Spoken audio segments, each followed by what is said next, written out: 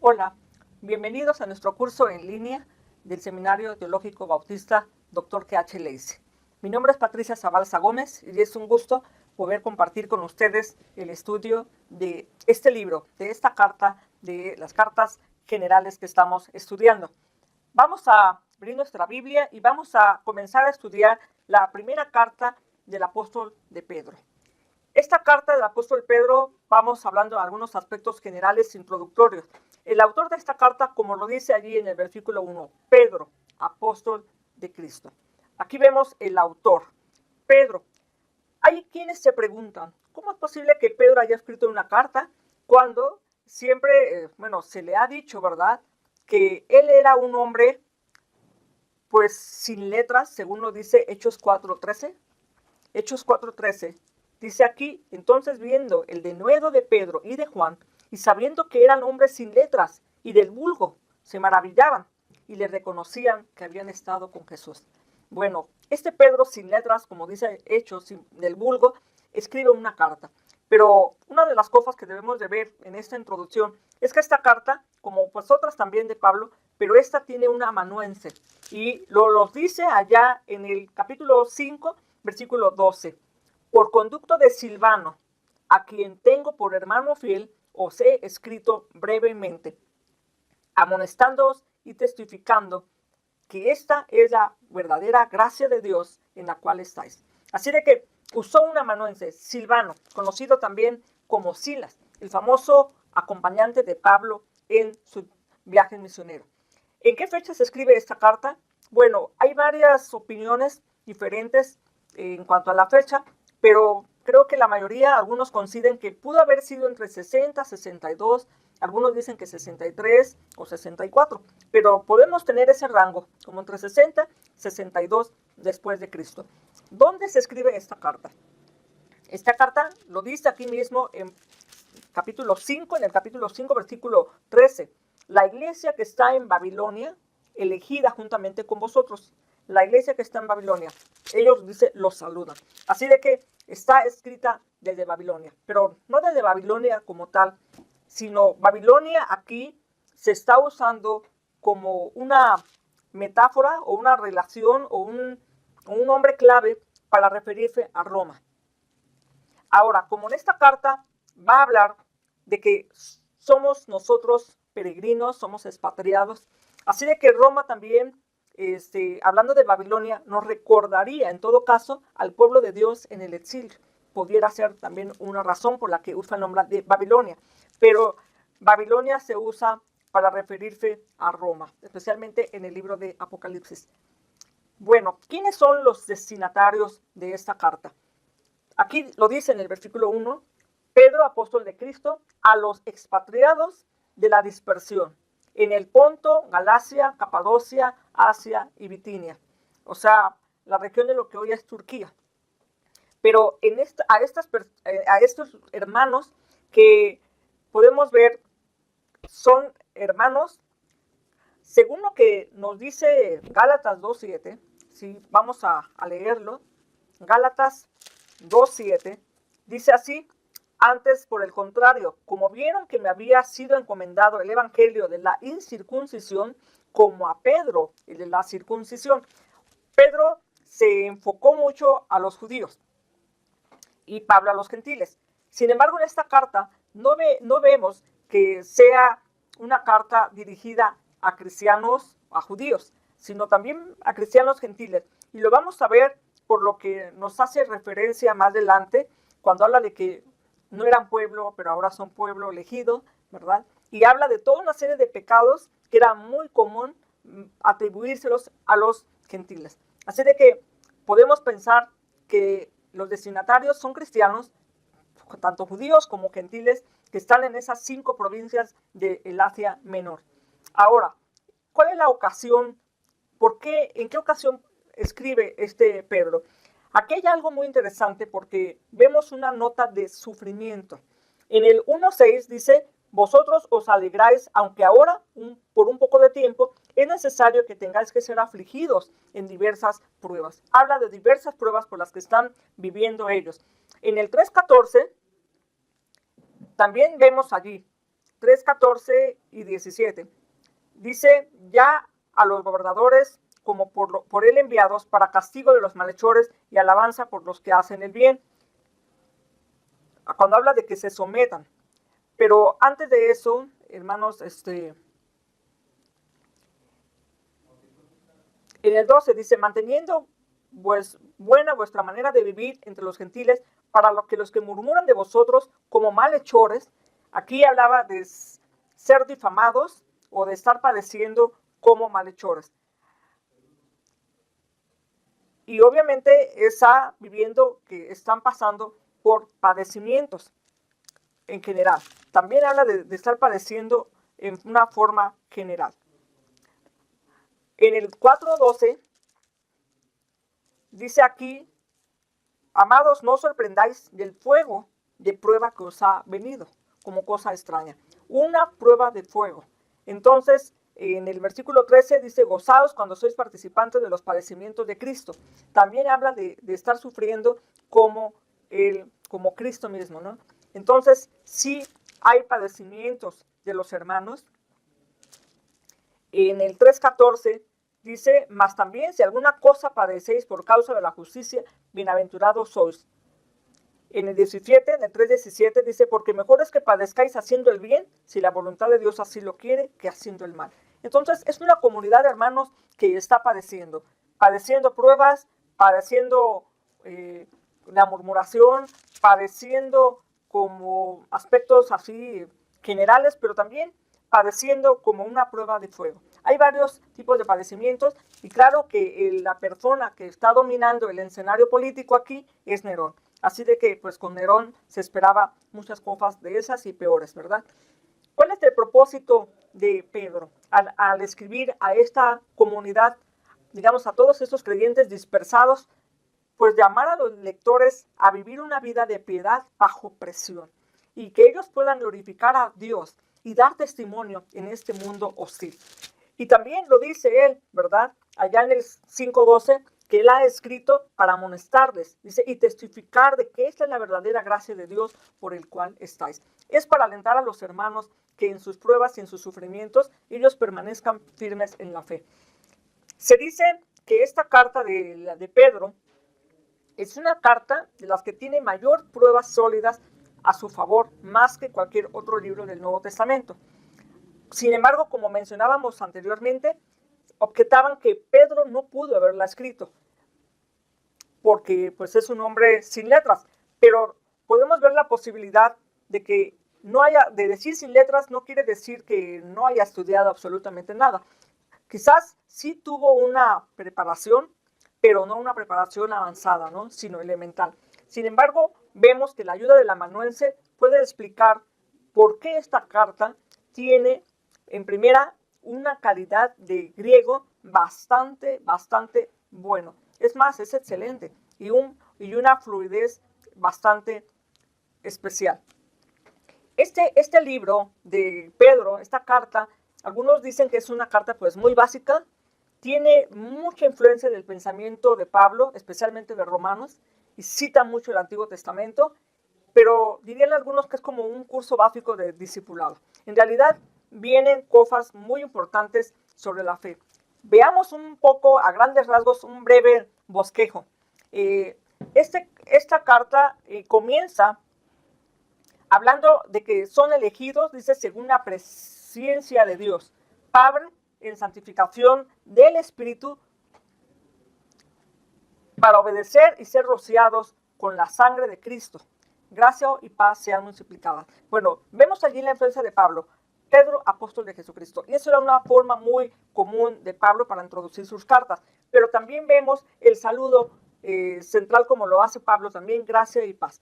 Ahora, aquí vemos del versículo 3 hasta el 2:10, vemos allí una sección que el 11 va a comenzar con una palabra, amados.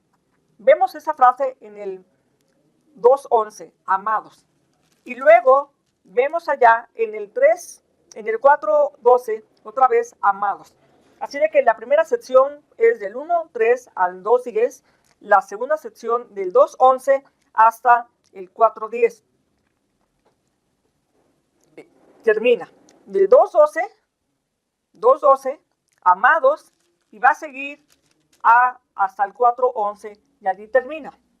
En esta segunda sección del 2.11, de donde dice amados, hasta el 4.11 que termina, allí vamos a ver un código familiar, ¿no? Una forma práctica de cómo conducirnos en esta sociedad hostil, porque Pedro tiene en mente eso, una sociedad hostil que está atacando a los creyentes. Y en el 4.12 al 19, ¿cuál es la respuesta correcta del creyente ante el sufrimiento? En el 1 al 5 va a exhortar a los dirigentes para que ejerzan sus responsabilidades. En el del 5.7 hasta el 11 hay una última exhortación a los lectores para ser fuertes ante la oposición y encomendarse a Dios. Y finalmente estaríamos viendo los saludos del 12 al 14.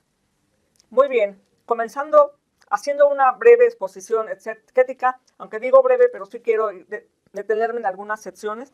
Empezamos que Pedro, ¿verdad? Dice apóstol de Jesucristo. Y esta es la característica y muestra la influencia de Pablo sobre Pedro.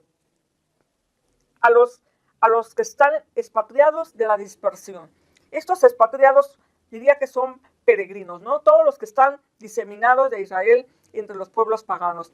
Ahora no es visto como un castigo, sino es parte de la difusión y del plan de Dios para el evangelio llevarlo por todo el mundo. Así de que son peregrinos, pero hay algo interesante. Versículo 2, también son elegidos. Así de que para Pedro esa elección es sumamente importante. ¿Y cómo es que fuimos elegidos? Dice aquí, según la presencia de Dios. En ese sentido habla de un conocimiento de Dios que elige. Él elige porque nos conoce. Él nos conoció y por eso nos eligió. Y por la gracia de Él. Dice allí gracia y paz. Pero nos elige, dice, para algo importante, para obedecer y ser rociados de la sangre de Cristo. Pero esta obediencia, Él nos elige para eso. Pero la obediencia también es una decisión del creyente en relación a esa revelación de la verdad.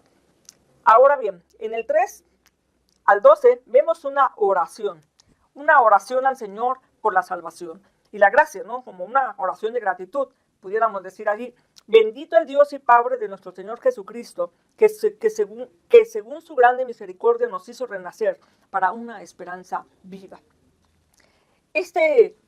Pedro comienza, ¿verdad?, alabando a Dios, primero porque Él es la fuente de todo bien y también porque Él nos hizo renacer. Y aquí la idea es como que Él nos hizo volver a engendrar, bueno, nos dio una vida, una nueva vida, así de que solamente por medio de Jesucristo. Ahora, para una esperanza viva, por la resurrección. Y es la resurrección de Cristo la que fundamenta la esperanza del cristiano. O sea, es la base para un mundo que realmente vive a veces sin esperanza o sin sentido en este mundo. Dice aquí, para una esperanza. Y esta esperanza, en realidad, es también, dice aquí Pedro, Dios nos ha dado algo, una herencia que califica, ¿verdad?, como incorruptible, porque no está sujeta a corrupción, no se puede dañar, incontaminada, porque no tiene ninguna impureza. Ahora, inmarcesible, quiere decir que no se marchita. Y esto en el contexto de Pedro, hablando de cómo, por ejemplo, en los Juegos Olímpicos, los que ganaban, que les ponían guirnaldas o coronas, ¿no?, a base de hojas, pues esos terminaban por marchitarse y terminaban por secarse. Pero esto que el Señor nos da, esta herencia, realmente es una herencia que no le puede pasar nada de eso, ¿verdad? Ahora aquí dice que sois guardados, versículo 5, por el poder de Dios. Somos guardados.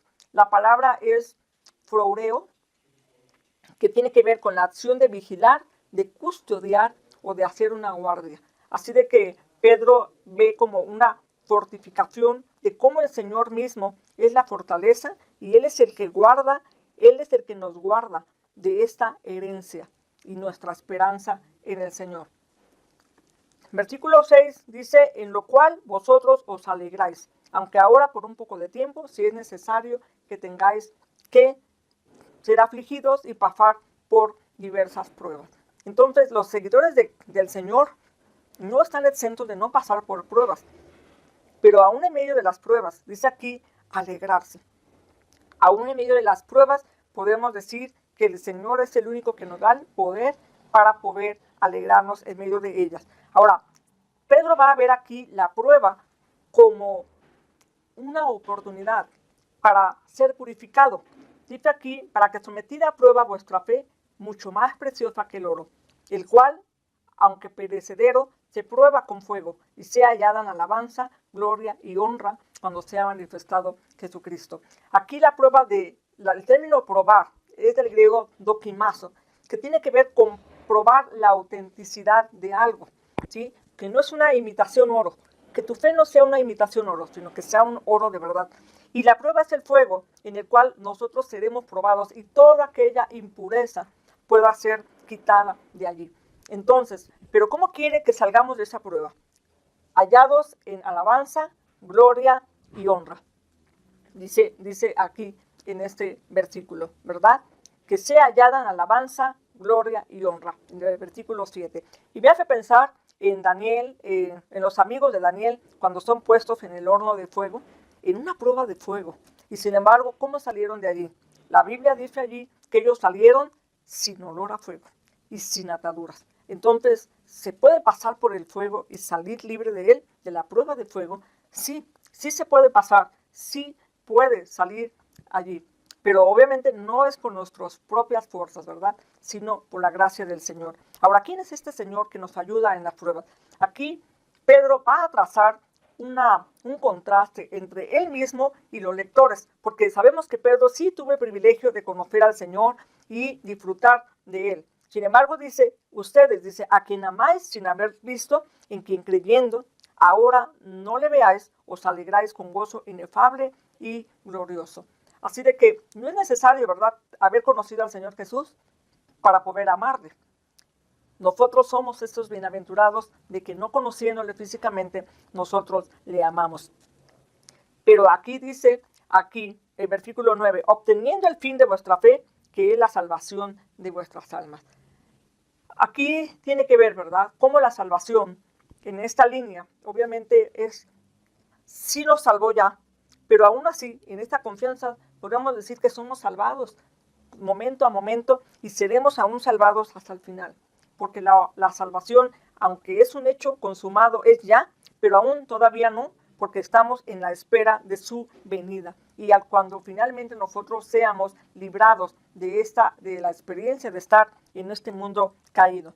Ahora bien, versículo 10, la salvación. La salvación como tema de los profetas. Versículo 10 dice, los profetas que profetizaron de la gracia destinada a vosotros, inquirieron diligentemente, indagaron acerca de esta salvación, y podemos ver, el mensaje profético siempre fue esto, la salvación para el pueblo de Dios. La salvación, aunque en estos aspectos los profetas querían que el pueblo volviera a Dios para no ir a un exilio, ¿verdad?, para tener una vida de plenitud, de bendición y de ser de bendición para los demás, aunque lo rechazaron. Pero fue el tema de los profetas. Ellos profetizaban de la gracia. Así de que ellos estaban empapados y toda la profecía apunta a esa persona de Cristo. Ahora, aquí vemos en el 11, escudriñando qué persona y qué tiempo indicaba el Espíritu de Cristo que estaba en ellos, el cual anunciaba de antemano los sufrimientos de Cristo y las glorias que vendrían tras ellos. Y vemos, por ejemplo, uno de los profetas que hablaba mucho sobre la persona de Cristo, que fue Isaías. Pero dice las glorias que vendrían con ellos. ¿Cuántas glorias vino con la venida del Señor Jesús? Pues podemos ver desde la gloria de su nacimiento, ese milagro maravilloso de la encarnación, la resurrección, la ascensión, la venida del Espíritu Santo, los milagros de la iglesia que hizo allá en el libro de los Hechos, todo lo que él hizo a través de la iglesia, y todavía está por venir una más, la segunda venida que todos anhelamos y estamos esperando. Todas esas son las glorias. Así de que él se reveló. Ahora, no se reveló para sí mismo, dice, sino para nosotros. Versículo 12. Para nosotros. No solamente los profetas hubieran anhelado ver todo esto, sin embargo vemos que a ellos no les tocó vivirlo, verlo, pero sin embargo se gozaron de antemano, pensando en todo lo que vendría. Ahora bien, toda esta base de esa elección y de esa gratitud, de ese nuevo nacimiento, aún en medio de la prueba, nos debe llevar a algo muy importante, la santidad. La exhortación a una vida de santidad, que es lo que vamos a ver del 1 al 13 hasta el capítulo 3, versículo 22. Vemos aquí en el versículo 13, el cristiano tiene un llamamiento a una vida diferente a los demás, una vida de santidad. Ceñid vuestros lomos de vuestro entendimiento, sed sobrios y esperad por completo en la gracia que os traerá cuando Jesucristo sea manifestado. Como hijos obedientes, no os conforméis a los deseos que antes tenías estando en vuestra ignorancia, sino como aquel que os llamó es santo, sed también vosotros santos en toda vuestra manera de vivir. Santos en toda vuestra manera de vivir. Pero aquí está hablando de algo, dice ceñid los lomos del entendimiento. El término ceñid describe la acción de ponerse un cinturón y fajarse, ¿no? Como para tener libertad de movimiento y estar prestos y prontos para la acción. Así de que Pedro nos lleva a una vida donde el comienzo empieza en nuestro entendimiento. Pablo también lo decía, ¿no? Renovaos por medio de nuestro entendimiento. A través de nuestra mente tenemos que empezar la transformación para que lo que pensamos se traduzca también en una actuar, una mente renovada, una mente transformada. Aquí dice, sed sobrios. El término sobrio, nefo, habla aquello que es contrario a la intoxicación. Entonces, está como quien dice en los 5 sentidos. Un llamado a la cordura, un llamado a pensar y a actuar como hijos de Dios, ¿verdad? Dice aquí hijos de Dios obedientes. Aquí lo que podemos ver en hijos de Dios obedientes, hijos obedientes, está hablando, ¿verdad? De un hebraísmo, una forma, un modo de expresión que está usada en ese tiempo. Y la obediencia, ¿verdad? La obediencia hipoacuo tiene que ver con oír, pero no es oír como el acto físico, ¿no? De oír, sino de obediencia, obediencia y pero la palabra es oír, pero en un sentido de obedecer. Ahora, en este versículo 14 dice, no os conforméis a los deseos que antes tenían. ¿Y dónde vemos eso eco? Pues en la teología paulina, no os conforméis a este mundo, sino ser renovados. Bueno, Pedro tiene mucha influencia de Pablo en ese sentido. Así de que no os conforméis, no hay que asemejarnos a algo. Y hay que estar alerta si eso está pasando.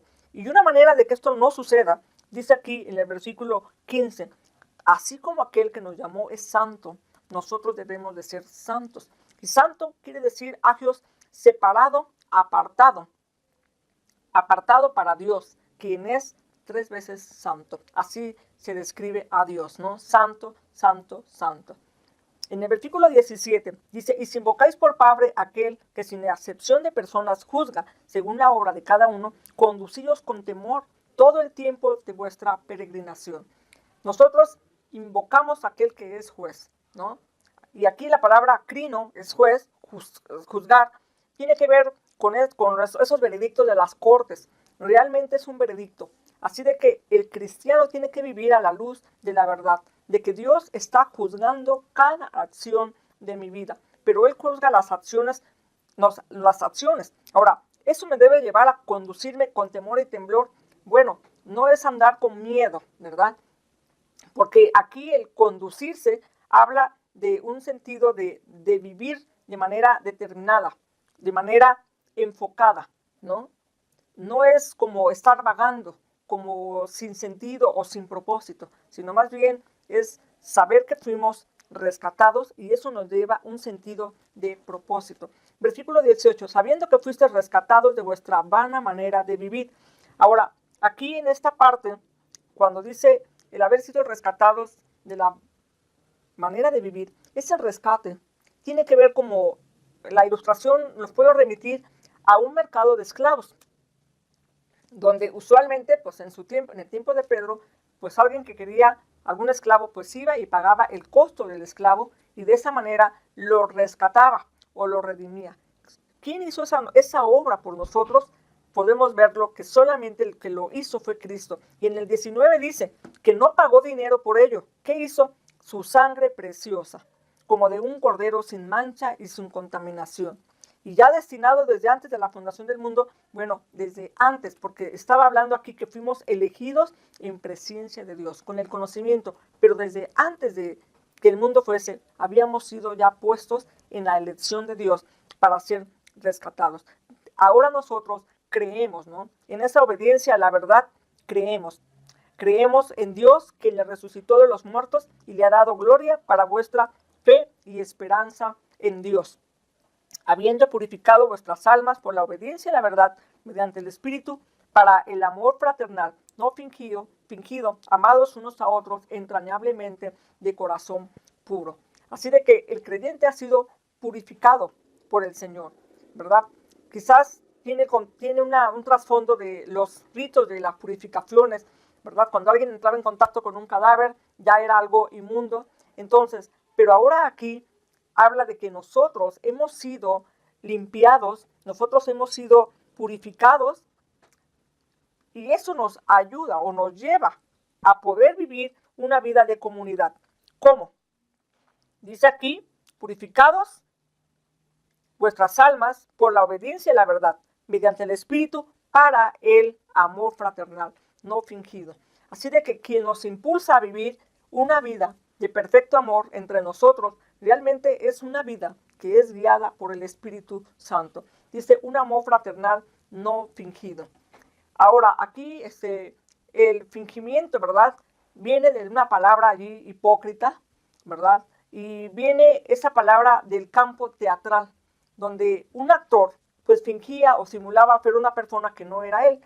Entonces, aquí Pedro nos está exhortando a que no nos pongamos máscaras y que no estemos fingiendo ser lo que no somos, sino que realmente seamos honestos y nosotros amemos a los demás de una manera, dice aquí, entrañable.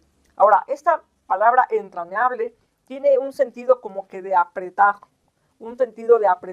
pero también tiene un sentido de ser desde las entrañas, es decir, de aquí donde están nuestras emociones, que nosotros pudiéramos amarnos de una manera genuina y espontánea y de una manera sin fingir nada, ¿verdad? En el versículo 23, siendo renacidos. Ahora, la causa de este amor es haber nacido en Cristo. Solamente Dios puede generar en nosotros esta clase de amor entrañable, profundo, sin máscaras, siendo renacidos. Ahora aquí dice, no de simiente corruptible, sino incorruptible por la palabra de Dios que vive y permanece para siempre. La palabra de Dios es la palabra de Dios por medio de la cual, ¿verdad?, ha llegado a nosotros ese mensaje, esa autoridad. Ya ha hablado acá anteriormente, ¿verdad?, de cómo los profetas profetizaron, cómo los profetas compartieron esa palabra para llegar, para que la gente escuchara el mensaje de Dios y su vida fuera transformada. Pues esta palabra del Señor que permanece para siempre es la que nos ha hecho renacer, nos ha hecho nacer. ¿Por qué? Porque es una palabra viva.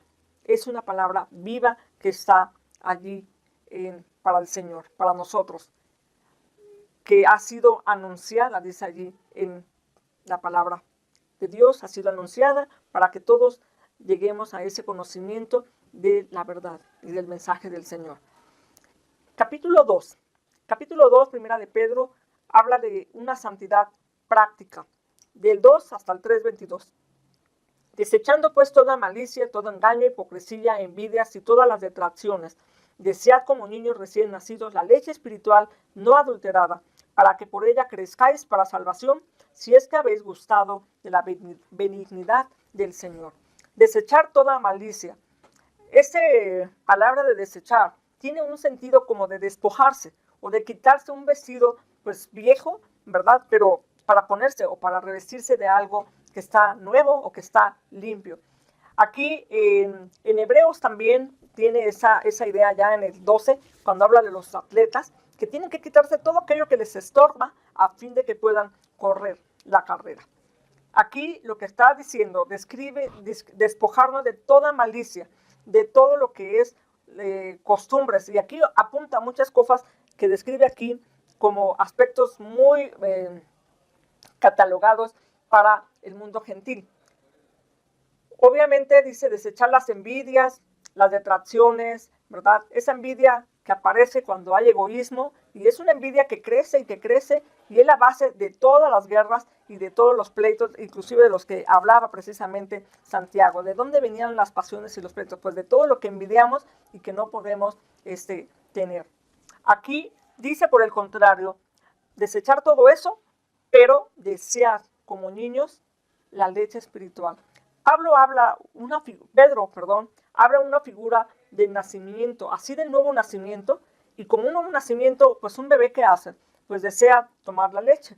Asimismo, dice, este anhelo por la palabra, en realidad no es un trabajo, no es algo pesado, sino es algo que debiéramos de desear, dado que hemos nacido de nuevo. Y dice aquí, para que crezcáis para salvación. Así de que el propósito no solamente es creer en Cristo, sino crecer. Y la misma palabra, ¿verdad?, habla de ese proceso natural que debiera de haber en todos nosotros los creyentes. Un proceso de crecimiento, de producción, ¿verdad?, de dar fruto y de ser también fortalecidos. Y al final de cuentas, lo que apunta Pedro es que lleguemos a ser personas adultas, maduras en la fe. Y dice aquí, si es que habéis gustado de la benignidad. Aquí hay algo que tenemos que ver. La oración condicional aquí no está expresando duda.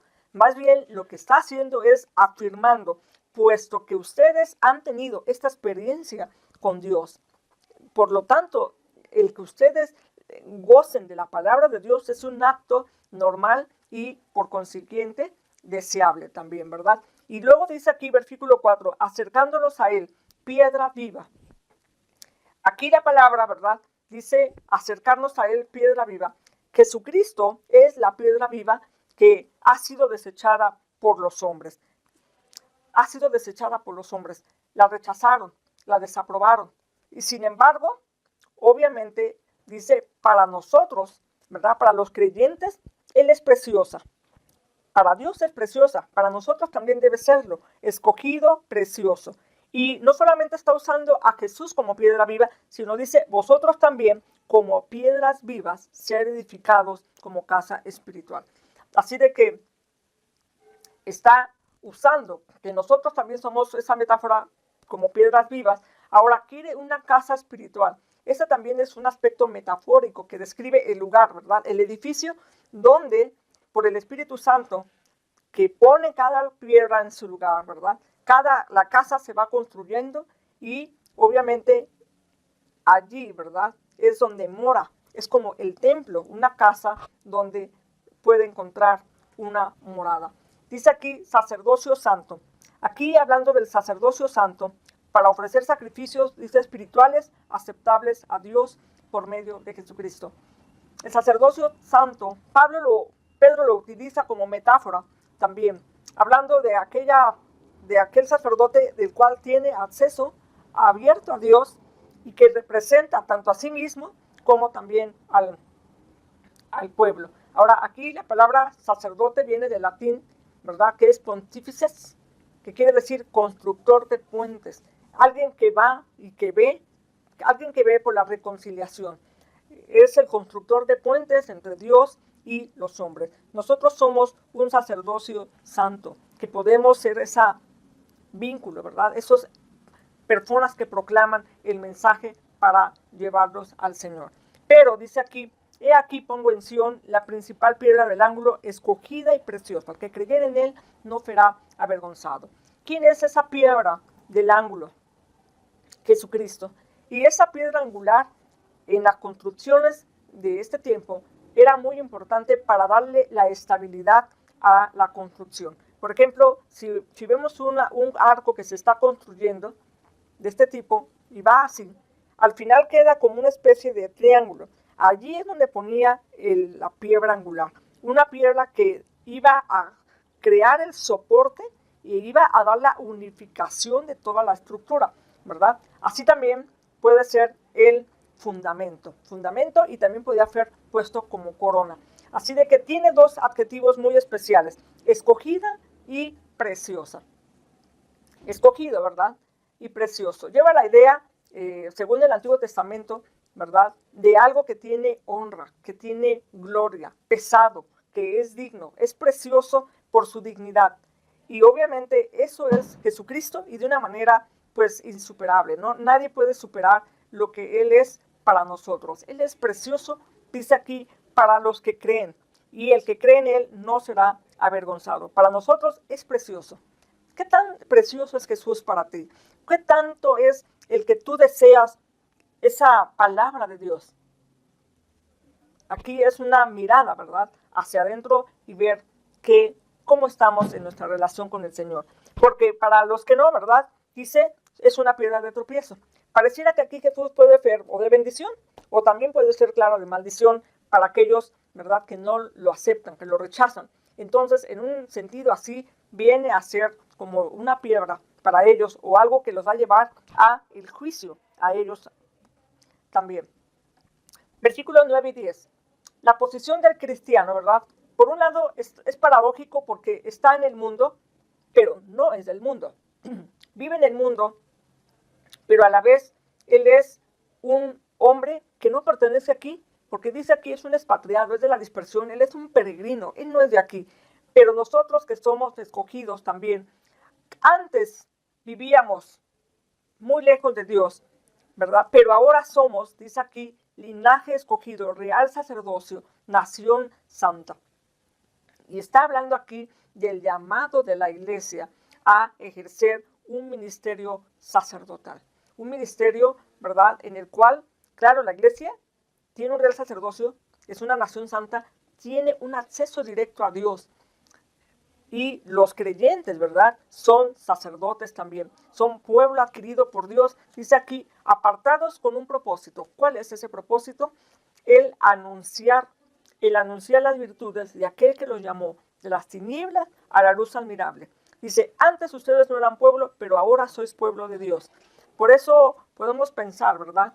Que este término está describiendo a personas que no pertenecían al pueblo, que no eran ellos judíos, sino gentiles. Pero al final el Señor unifica al pueblo y dice que lo ha escogido para anunciar las virtudes de Dios. Todas estas cosas, ¿verdad? En un sentido nos ha hecho mensajeros para que nosotros compartamos el mensaje y proclamemos a viva voz la bondad del Señor y lo que Dios tiene para el pueblo, para todos los pueblos. Un pueblo adquirido por Dios. Así de que Dios nos ha comprado por su sangre. Así de que antes no éramos pueblo, pero ahora somos un pueblo. Así de que dice aquí que nosotros antes no teníamos la misericordia, no habíamos probado la misericordia de Dios, sin embargo, la hemos probado. Así de que es la oportunidad de compartir el evangelio sabiendo cuál es tu identidad. Y esto es importante porque en un pueblo expatriado, fuera de su patria, en la dispersión, como que una de las cosas que pudieran perder es la identidad. ¿Quiénes somos? Ya estamos regados aquí y por allá, pero aquí Pedro está enfocando algo muy importante. Ustedes sí son una nación santa, un pueblo de sacerdotes, un pueblo adquirido por Dios. Así de que es un pueblo con identidad, con misión y con propósito. Continuaremos en el siguiente video.